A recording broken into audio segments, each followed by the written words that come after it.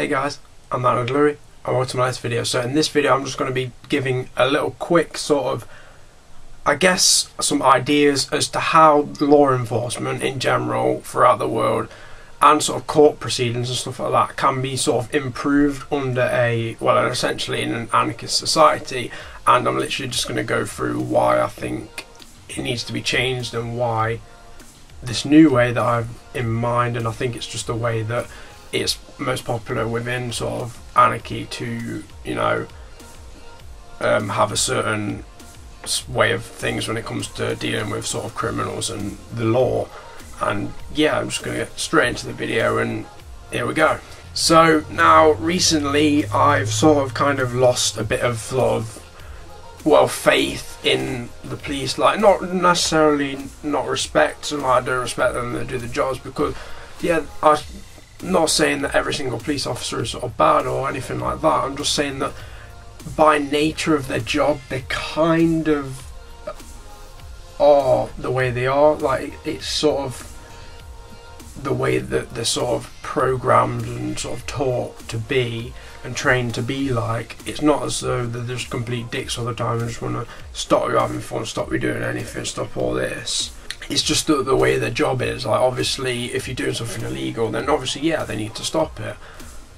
But if you're doing something that's not necessarily that bad and it's not hurting anyone and it's not sort of breaking a law, I don't know, you've got, like I've seen on the news today, the police, well not necessarily the police, but a lot of sort of government organisations, sort of legal things, have been giving drivers fines for quote unquote their cars being too loud. In other words, when people have got these, you know, like fancy sports cars, you know, like Lamborghinis, Ferraris, that sort of thing, they're being fined for driving them apparently too loud. Well, there's not a thing where you can sort of, you can't turn down the volume on your car.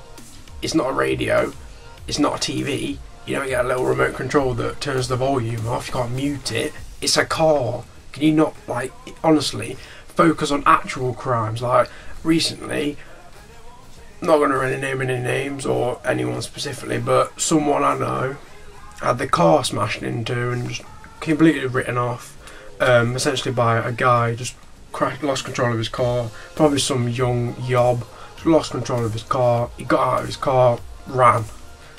And the police were supposed to be trying to track him down, and I know for a fact that they've done absolutely nothing about it. They've literally done nothing. But yet, if someone's driving their car too loud, they'll go and sort them out. But they won't sort out someone who's just had their car like wrecked, and they won't try and bring the person that did it to justice. They'll just be like, we don't have time for this. Well, it's your job to go and do that. So why don't you go and fucking do it rather than not doing anything? Like, you know what I mean? That's one of the reasons I've lost respect for the police. Well, not respect, but I've sort of lost my trust in them, so to speak, because it's just the way that they are and the way that their job is. It's just not working in society anymore. Now, in an anarchist society, it would be some sort of, rather than a police force, it would be people within a community in sort of a neighbourhood watch type, you know, scheme sort of thing, where you'll sort of look after the people that in your like community or in your sort of constituency, that sort of thing, or your ward if you want to go a bit smaller in that, and you'd just be sort of protecting each other sort of thing.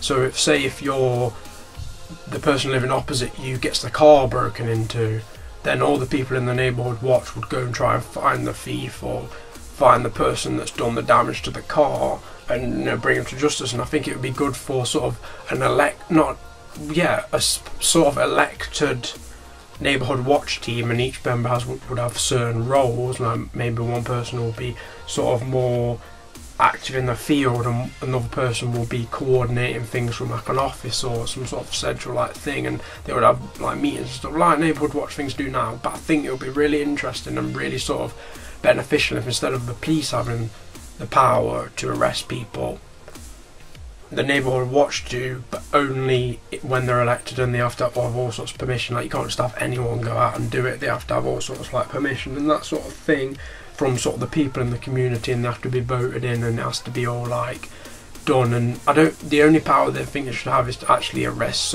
suspects, and if they have enough evidence, then they can take them to court and it can just go through like it normally would. But rather than the police actually just, maybe the police do a decent job at some things, they do a good job at some crimes, they do stop crimes, they do sort of, you know, catch the people that have done these sort of crimes, but not always. Whereas if it's a neighbourhood watch thing, it'll be more personal to the person that's happened and the people that are helping them, because it will be someone in their community, someone that they care about, someone that cares about them.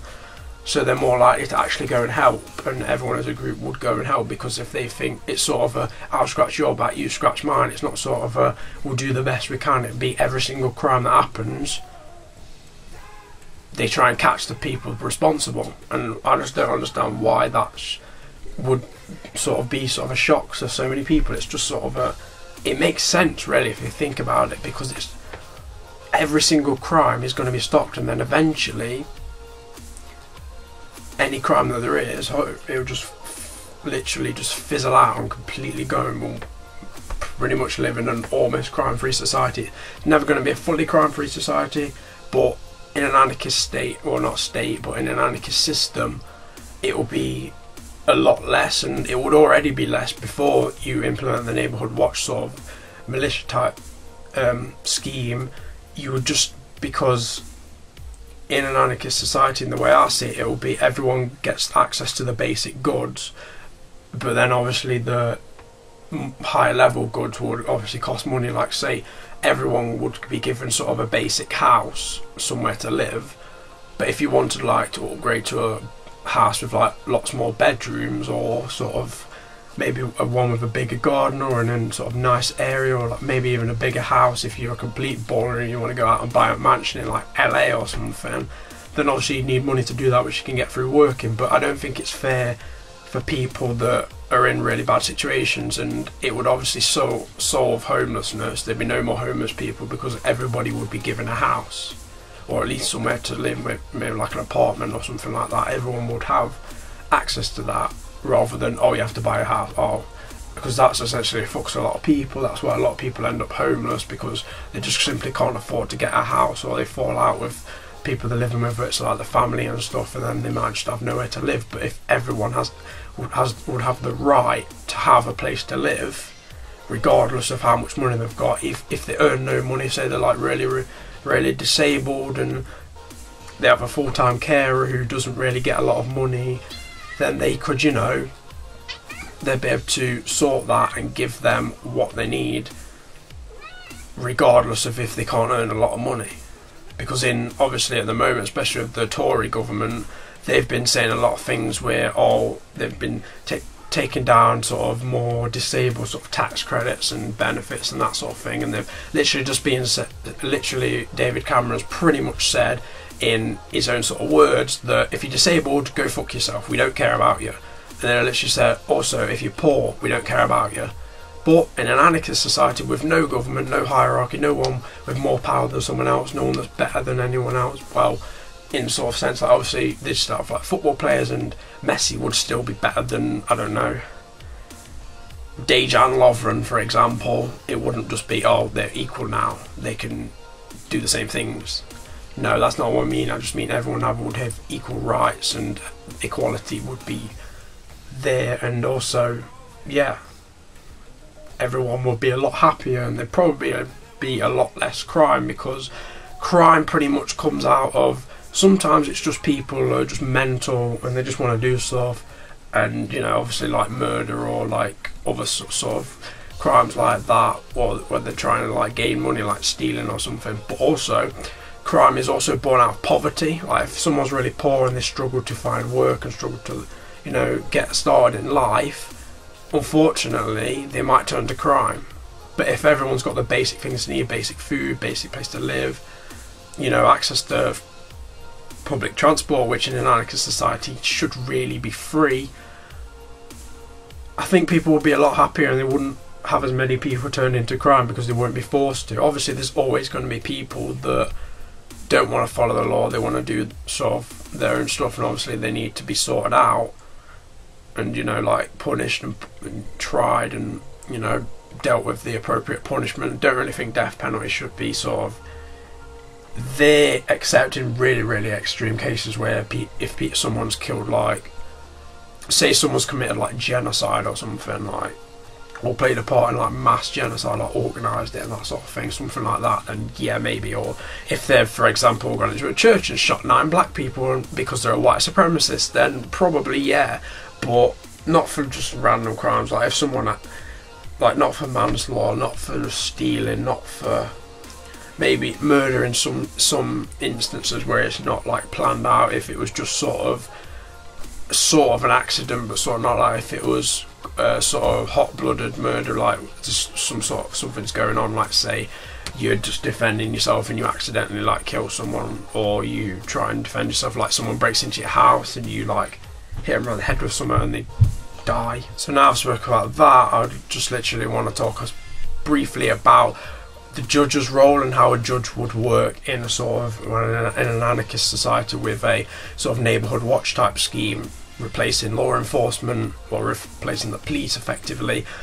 And I think that right now obviously judges have more power than just normal people within a court, and obviously from an anarchist point of view, like, right, that's wrong, I think that's wrong, I don't think anyone should have more power than someone else. But I think a judge would still be necessary in this sort of system. But what would happen is once the neighbourhood watchers sort of brought the person in and they've got sufficient evidence through sort of, there'll be some sort of investigation team or something like that, or with like forensics and with maybe like a sniffer dog and stuff like that, all the typical like investigative things. There'd be some sort of organisation that would deal with that. And once they've got all the evidence and they can take someone to court, they would be able to take them there, there'd be a jury like there is now, and what would happen is obviously they'd hear the case, everything, then jury would decide whether or not to accept whatever the plea is. Unless the person just pleads guilty, then obviously you still need to check and try and do a little bit of investigating to make sure that they are actually who it is and they've not been sort of coerced into saying that. But for the people that say they're not guilty, then if they get proven guilty, and obviously the jury would decide, all the judge's job is to declare the verdict that the jury decide. They can't override it, they can't just do what they want, and essentially all they're going to be there for is to just oversee proceedings and make sure everything's done legitimately and properly without any shortcuts or anything dodgy going on in your like sort of people just get. So I hope you have enjoyed this video. I've rambled on a little bit, so sorry about that. I didn't actually intend to make it that long, but I kind of got a bit passionate and got into it. So leave a like if you enjoyed, comment on what your opinions are on sort of the police, law enforcement, courts, and how you would like to sort of see them. And if there's any anarchists sort of out there that are following me, then welcome to my channel. I do lots of kind of these videos. I'm an anarchist myself. I've been so for quite a few months now, pretty much since the election, or pretty much since before the election really, and during sort of the lead up to the actual polling day and stuff like that. So, you know, there's that. Subscribe if you enjoy this sort of thing, or just enjoy my channel in general. I do a wide variety of videos as well for anyone else that's not particularly an anarchist or not particularly bothered about politics. And yeah, thanks for watching. I'll see you next time, guys. Take care.